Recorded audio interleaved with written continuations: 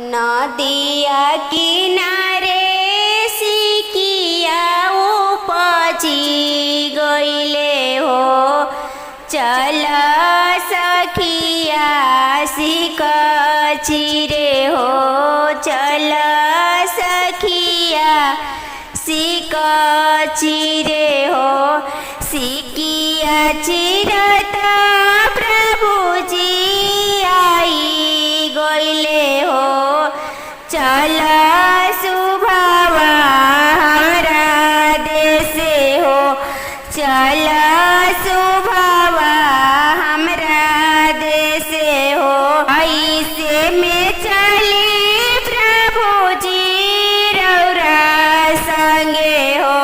हमी बिना रहब कैसे हो। मम्मी बिना रहब कैसे हो। कैसे में चले प्रभुजी रौरा संगे हो। अभी बिना रहब कैसे हो। अभी बिना रहब कैसे हो। कैसे में चले प्रभुजी रौरा संगे हो। आखी बिना रहब कैसे हो। आखी बिना रहब कैसे हो। हमारा ही मम्मी के मम्मी कहिया हो। अपन मम्मी बिसारी दिया हो। अपन मम्मी बिसारी दिया हो।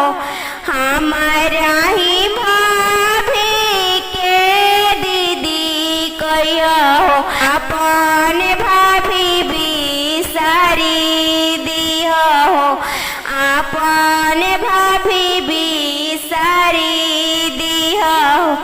हमारा ही बहिन के ननदी कहिया हो।